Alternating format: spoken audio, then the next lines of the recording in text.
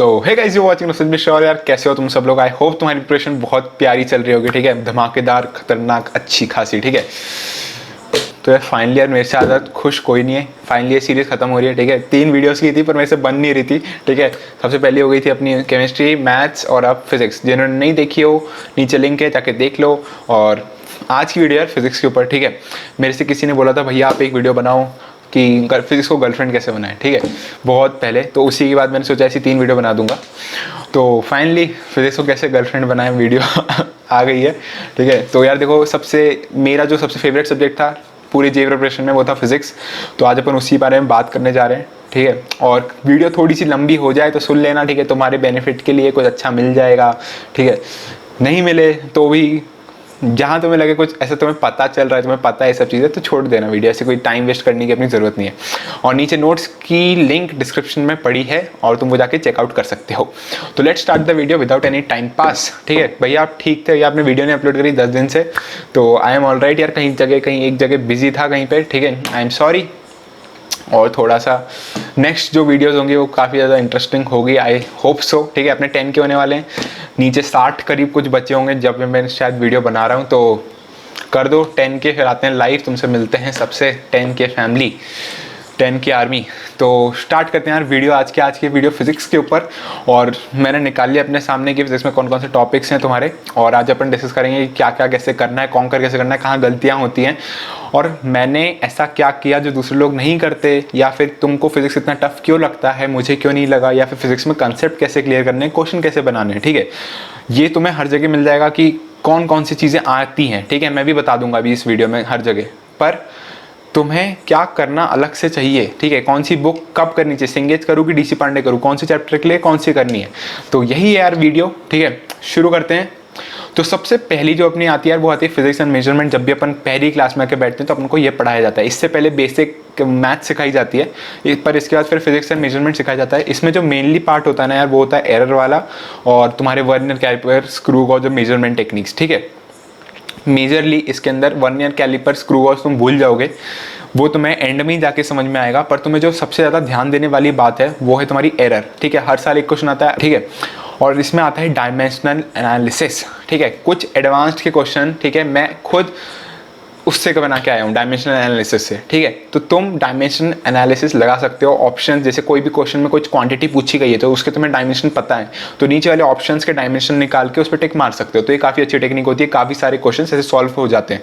ठीक है, अगर कोई पेपर सेटिंग करने वाला अच्छा बंदा है तो फिर वो पकड़ लेगा ये चीज़। तो ये हो गई सबसे पहली बात, फिजिक्स एंड मेजरमेंट। ज़्यादा प्रैक्टिस की जरूरत नहीं है, अपनी कोचिंग की मॉड्यूल निपटा लो, बहुत हो जाएगा। ठीक है, अब आते हैं यार सबसे मेरे फेवरेट पार्ट में, मैकेनिक्स। तो देखो मेरी स्टोरी सुन लो यार। पहले 9-10 में मेरा मैकेनिक्स और ये सब काइनेमेटिक्स बहुत वीक था। तो मैं जब 11th में घुसा तो मैंने सोचा कि अब तो यार सबसे जो बेस्ट करेंगे वो अपना काइनेमेटिक्स ही करेंगे।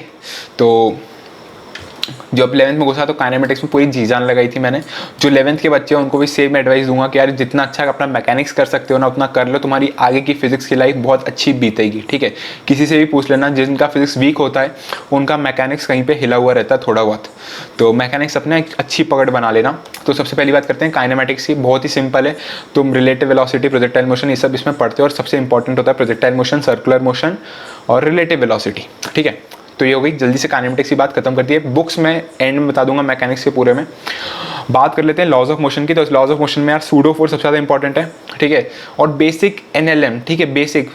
इसके अंदर तुम्हें जो सबसे ज़्यादा दिक्कत आएगी ना वो क्वेश्चंस में आएंगी, क्योंकि इसके क्वेश्चंस बहुत डिफरेंट कैटेगरी के बन जाते हैं। अप्लाई लेकिन सिर्फ न्यूटन के लॉज करने पड़ते हैं। ठीक है, F=ma, बस एंगल्स के साथ उसको लगाना पड़ता है, इक्वेशंस बनानी पड़ती हैं, सॉल्व करना पड़ता है, बस वहीं पे फंसते हैं। ठीक है, पुली वाले जो सिस्टम्स होते हैं उसमें काफ़ी सब फंसते हैं। तो वो एक बार अच्छे से तुम समझ लो कैसे करते हैं, पुली के क्वेश्चन सॉल्व होने लग जाएंगे सॉल्व, सिंपल सी बात है। ठीक है, इसके अंदर भी यार सबसे ज़्यादा यूनिफॉर्म सर्कुलर मोशन के अंदर जो फोर्सेस लगते हैं, सेंट्रीपिटल, वो वाले क्वेश्चंस अच्छे आते हैं। और मेजरली यार जो इसके अंदर सबसे ज़्यादा इंपॉर्टेंट है एनएलएम के अंदर, वो है तुम्हारा लीनियर मोमेंटम कंजर्वेशन और इक्विलिब्रियम ऑफ कॉन्करेंट फोर्सेस, और वो सब चीज़ें। ठीक है, तो इसके अंदर जो मैं तुम्हें लिस्ट कर देता हूँ, सबसे ज़्यादा इंपॉर्टेंट है लॉ ऑफ कंजर्वेशन और बेसिक एनएलएम। क्वेश्चंस ज़्यादा प्रैक्टिस करने हैं उस एनएलएम के अंदर। फिर आता है वर्क पावर एनर्जी। ठीक है, वर्क पावर एनर्जी के अंदर यार काइनेटिक एनर्जी, पोटेंशियल एनर्जी और जो भी स्प्रिंग की एनर्जी और ये सब सिखाई जाती है। मेजरली जिसमें इंपॉर्टेंट है यार काइनेटिक एनर्जी कंजर्वेशन और इलास्टिक, और जो कोलिजन आता है, कोलिजन वाला पार्ट आता है ना, वो यार इसमें सबसे ज़्यादा इंपॉर्टेंट है। अब मोस्ट बच्चों से गलती कहाँ होती है ना यार, देखो एक अगर तुम्हारा फिजिक्स वीक है तो उसमें तुम्हें छोटे छोटे कंसेप्ट तुम्हारे वीक होंगे। जैसे इलास्टिक कोलिजन होता है तो यार लोग काइनेटिक एनर्जी कंजर्वेशन याद रखते हैं पर मोमेंटम कंजर्वेशन याद नहीं रखते, ठीक है। तो ये जो छोटी छोटी चीज़ें होती है ना, ये तुम्हें ध्यान रखनी पड़ेगी, तभी जाके तुम्हारा एक अच्छा हो पाएगा। तो छोटी छोटी चीज़ें पकड़ना शुरू कर दो, तुम्हारे कंसेप्ट बिल्ड होते चल जाएंगे। भैया हम कंसेप्ट कौन सी बुक से बिल्ड कर सकते हैं सबसे बेस्ट तरीके से? तो यार कोई भी चैप्टर पढ़ रहे हो, ठीक है, कोचिंग की मॉड्यूल से पहले भी अगर मैं कोई चीज़ करने को तुम्हें बोलूँगा तो वो HCV करो, ठीक है। HCV का स्ट्रक्चर ही ऐसा है कुछ कि वो तुम्हें धीरे धीरे धीरे धीरे धीरे कंसेप्ट बहुत अच्छे बिल्ड करवा देगा, ठीक है। तो जो नहीं करते HCV, वैसे मोस्ट कोचिंग के अंदर मार्क करवाते हैं HCV, पर अगर तुम नहीं करते हो HCV तो HC वर्मा, ठीक है, तो तुम HCV बिल्कुल अच्छे से ट्राई मारो, ठीक है। मैं तब सबसे गॉड बुक बोलता हूँ मैं तो उसको, सबसे बेस्ट बुक है, ठीक है। और इसके बाद आता है रोटेशनल मोशन, जो सबको सबसे ज़्यादा हॉट टॉपिक है, मैकेनिक्स का सबको टफ लगता है ये। तो मेरी एक बात समझो यार, अगर ये 100 लोग हैं ना तो 100 लोगों में से 80 लोगों को ये टफ लगेगा और 20 लोग को थोड़ा ठीक ठाक मॉडरेट लेवल पे लगेगा।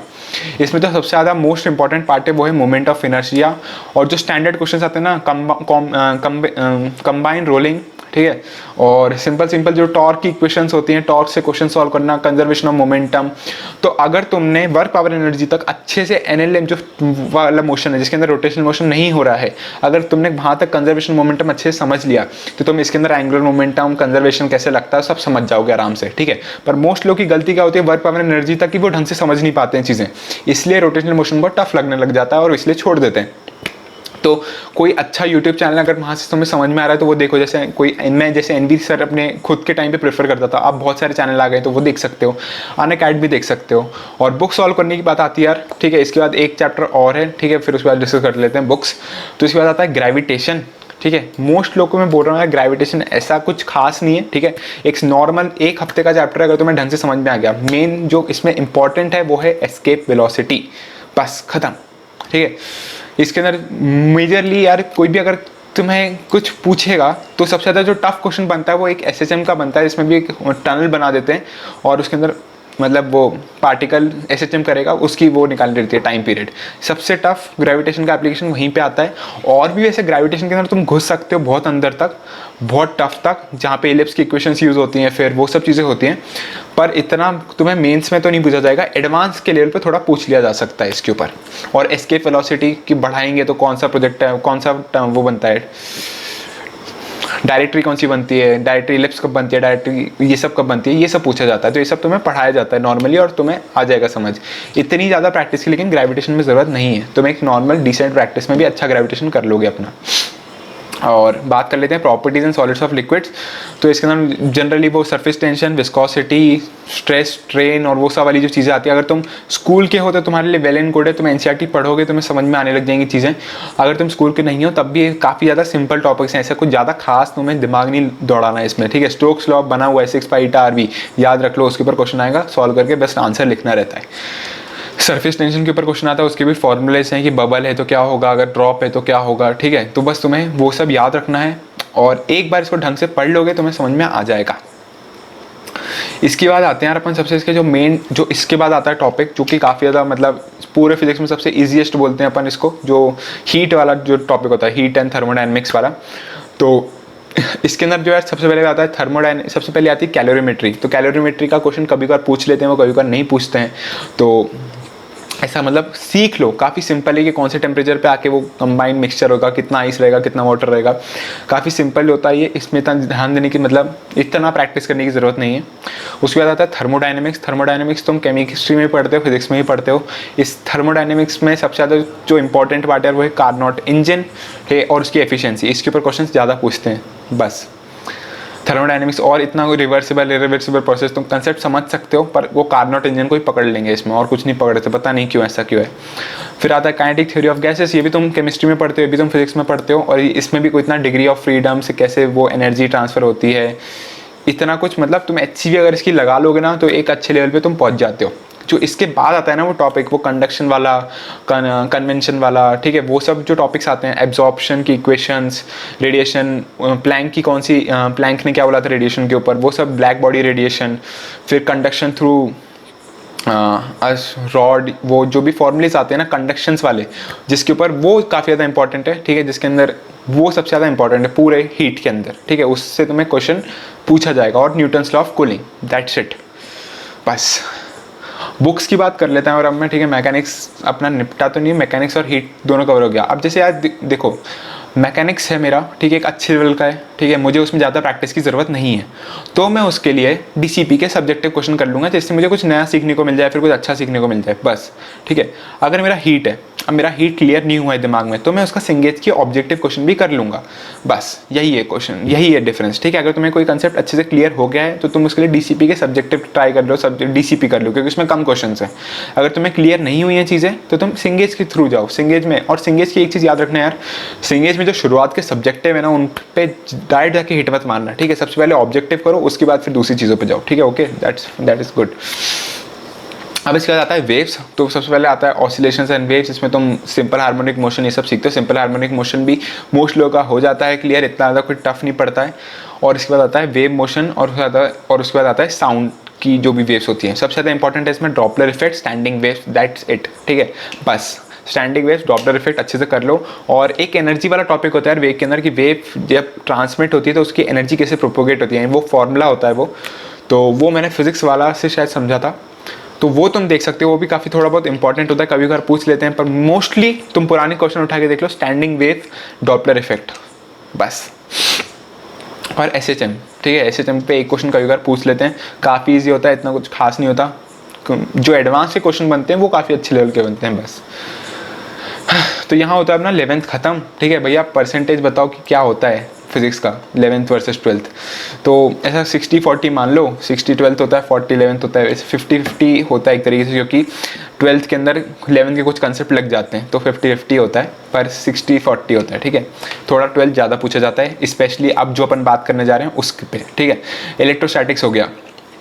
इलेक्ट्रोस्टैटिक्स के अंदर सबसे ज़्यादा बस वही है, डाइपोल सिस्टम्स, करंट की तुम्हें डेंसिटी दे दी, वहाँ पे कितना उसकी इलेक्ट्रिक फील्ड है, वहाँ पे कितना पोटेंशियल है, ठीक है। स्पेशली वो स्फेरिकल सिस्टम्स जो होते हैं, कंडक्टर्स के अंदर क्या होता है, वो सारा पार्ट पूरा इंपॉर्टेंट, मतलब जो एकदम तुम्हें लास्ट में पढ़ाया जाता है। कंडक्टर्स के अंदर चार्ज कैसे फ्लो होते हैं, क्या फ़र्क पड़ता है, कि अगर अंदर प्लस है तो बाहर उसको कैंसिल करने के लिए अंदर माइनस हो जाएगा स्फेरिकल सिस्टम्स में, तो वो सब पार्ट इंपॉर्टेंट है। भैया आपने कहाँ से समझाता है ढंग से, तो यार देखो कोचिंग में तो समझा ही था, और मैंने एनवी सर से थोड़ा देखा था यूट्यूब पे, तो वहाँ से देख सकते हो।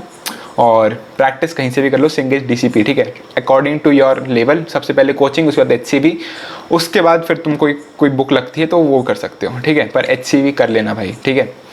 और डाइपोल काफ़ी इंपॉर्टेंट है, ठीक है। मेरे ईयर की एडवांस में डाइपोल का एक बहुत अच्छा क्वेश्चन आया था। फिर आता है वो डायरेक्ट्रिक्स, कैपेसिटर, ये सब वाली चीज़ें, ठीक है, ये भी मोस्ट लोगों की क्लियर हो जाती हैं। इसमें बहुत कम फंसाया जाता है तुमको, अगर तुम सीधे सीधे देखो, अगर तुम एक ऑर्डर में जाओगे ना बिल्कुल सीधा सीधा सीधा सीधा, तो तुम बिल्कुल अच्छे से क्लियर होते चले जाओगे। पर अगर तुमने ऐसा किया ना कि उधर इधर फिर कुछ और पढ़ा, फिर कुछ और पढ़ा, तो कहीं पे तुम्हें हो सकती है कहीं पे कुछ कंसेप्ट मिस हो जाए, तो बस ये याद रखना। और एनर्जी स्टोर्ड एंड कैपेसिटर काफ़ी ज़्यादा इंपॉर्टेंट टॉपिक है, बस। कैसे फ्लो होता है, जो कुछ क्वेश्चंस कर लोगे ना यार, तुम्हें सब समझ में आ जाएगा, ठीक है। क्वेश्चंस करने पड़ेंगे, सबसे पहली बात बता रहा हूँ मैं।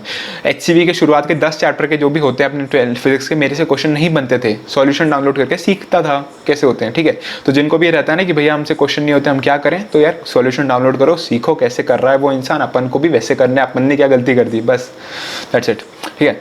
बात करते हैं करंट इलेक्ट्रिसिटी के ऊपर। करंट इलेक्ट्रिसिटी के बहुत क्वेश्चन आते हैं, इसमें जो मेनली इंपॉर्टेंट यार वो है ओम्स लॉ। ओम्स लॉ का जो मिनिएचर वर्जन होता है वो, ड्रिफ्ट वेलोसिटी, वीआई कैरेक्टरिस्टिक, इसके अंदर जो भी लिखा हुआ है ना, मतलब मैं तुम्हें बोल रहा हूँ कि इसमें जो सबसे इंपॉर्टेंट पार्ट है वो है इंस्ट्रूमेंट, जो सबसे आखिरी में पढ़ाया जाता है, पोटेंशियोमीटर, मीटर ब्रिज, ये सब, इसके ऊपर काफ़ी क्वेश्चन पूछते हैं। और मेनली करंट इलेक्ट्रिसिटी में अपन जो मेन काम करते हैं रेजिस्टेंस सॉल्विंग, वो, और किरचॉफ्स लॉ, नोड टेक्निक, ये सब। तो अगर तुम इसमें अच्छी प्रैक्टिस कर लेते हो, ठीक है, जैसे तुम्हें हर कोचिंग में पढ़ाई जाती है, हर कोचिंग में प्रैक्टिस करवाई जाता है, पर अगर तुम एक अच्छे से प्रैक्टिस कर लेते हो तो बस तुम्हारा अच्छे लेवल का हो जाता है, ओके। तो वीडियो थोड़ी लंबी बन रही है, इसलिए मैं थोड़ा जल्दी जल्दी कवर कर रहा हूँ, इंपॉर्टेंट पार्ट कवर कर रहा हूँ बस, ठीक है। इसके बाद बात करते हैं magnetic effects of current and magnetism. इसके अंदर बायोट-सावर्ट लॉ और जो भी यार देखो, मैग्नेटिज्म के अंदर इलेक्ट्रोस्टैटिक्स की फॉर्मूले लग जाते हैं, तो इतना कुछ खास नहीं करना पड़ता है। एप्सिलॉन नॉट को म्यू नॉट से रिप्लेस करना पड़ता है, वो 4 पाई देख लेना तुम ऊपर नीचे का, ठीक है। तो बायोट-सावर्ट लॉ और इसके साथ साइक्लोट्रॉन और जो भी चीज़ें होती है ना, बेसिक वाली चीज़ें सारी तुम्हारी क्लियर हो जाएंगी इसके अंदर, इस चैप्टर के अंदर। इस चैप्टर में भी इतना दिमाग नहीं लगाना पड़ेगा, मेनली जो दिमाग लगाना पड़ता है वो होता है इलेक्ट्रोमैग्नेटिक इंडक्शन वाले पार्ट में, जहाँ पे वो लेंस लॉ होता है, करंट की डायरेक्शन देखनी पड़ती है, BVL, ठीक है। तो वो वाला जो पार्ट है उसमें थोड़ी प्रैक्टिस लग सकती है। LCR सीरीज, वो ऑल्टरनेटिंग करंट, वो सब उधर ज़्यादा थोड़ा फोकस कर लेना, ठीक है, क्योंकि वो थोड़ा टफ पार्ट है। पर जो मैग्नेटिज्म वाला है वो अगर तुमने इलेक्ट्रोस्टैटिक्स अच्छे से पढ़ा, इलेक्ट्रोडायनेमिक्स अच्छे से पढ़ा, तो तुम्हें मैग्नेटिज्म पूरा अच्छे से आ जाएगा, magnetic effects of electric current, ठीक है। इसमें कुछ इतना मेरे को खास दिख नहीं रहा, इसमें भी डाइपोल, मैग्नेटिक डाइपोल होते हैं, सेम फॉर्मूलेज लगते हैं, ठीक है, तो इतना कुछ खास नहीं लगेगा तुम्हें। इसके अंदर जो एक अर्थ मैग्नेटिज्म वाला पार्ट आता है, ठीक है, तो मेंस के लिए बस पढ़ लेना आखिरी में जाके, हर कोचिंग पढ़ाती है, उसमें भी बस वो फेरो मेरा पैराडाई है जो भी होता है, उसमें से 1-2 क्वेश्चन कभी कभार आ गए तो आ गए, नहीं तो मुश्किल है।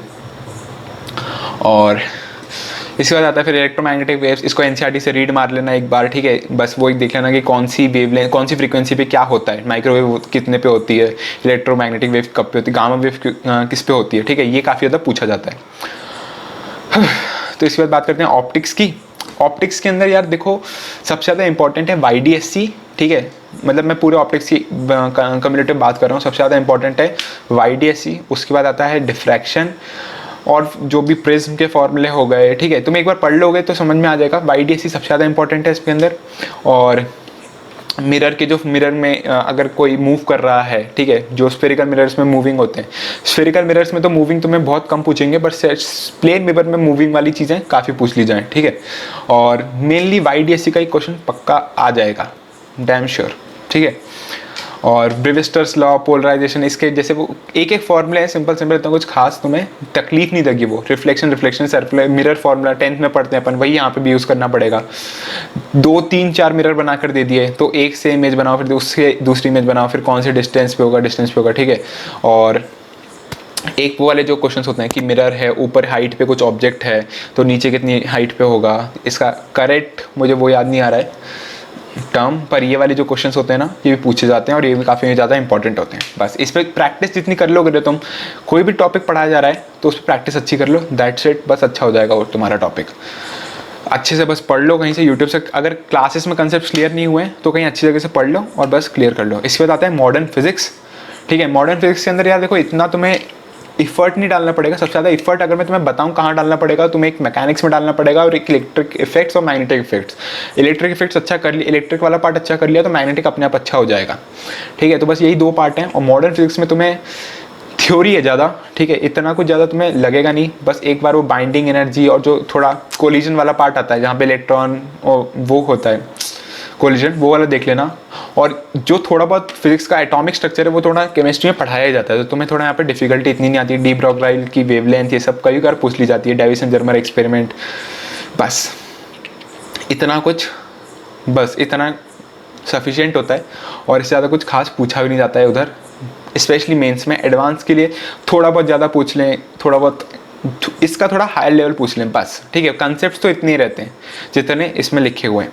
इसके बाद आता है इलेक्ट्रॉनिक डिवाइसेस और कम्युनिकेशन सिस्टम। इलेक्ट्रॉनिक डिवाइसेस में ट्रांजिस्टर के ऊपर क्वेश्चंस कई बार पूछ लेते हैं, या फिर एंड नॉर गेट बना के कुछ पूछ लेंगे तुमसे, इसका एक क्वेश्चन पक्का है। कम्युनिकेशन सिस्टम के अंदर कुछ 1-2 फॉर्मूले हैं, ठीक है, उसके ऊपर क्वेश्चन पूछ लेंगे। मेरे को 1-2 याद नहीं अच्छे से फॉर्मूले, पर 1-2 ही हैं वो फॉर्मूले कि λ/4 होता है, कुछ फ्रीक्वेंसी शायद ऐसी कुछ चीज़ें होती हैं, तो उस पर तुमसे कुछ क्वेश्चन पूछे। मॉड्यूलेशन काफ़ी इंपॉर्टेंट है, मॉड्यूलेशन एक बार देख लेना। इसमें मॉड्यूलेशन पूछा जाता है, वो कुछ रेशियो रहता है कि मॉड्यूलेटेड वेव बाय वो फलाना ढिंगा, ठीक है, भूल गया हूँ मैं एक्चुअली, 1 साल हो गया यार, इतना ढंग से याद नहीं है, पर मेनली वही ज़्यादा सबसे ज़्यादा इंपॉर्टेंट है कम्युनिकेशन सिस्टम के अंदर। इससे भी एक क्वेश्चन डेफिनेटली आता है।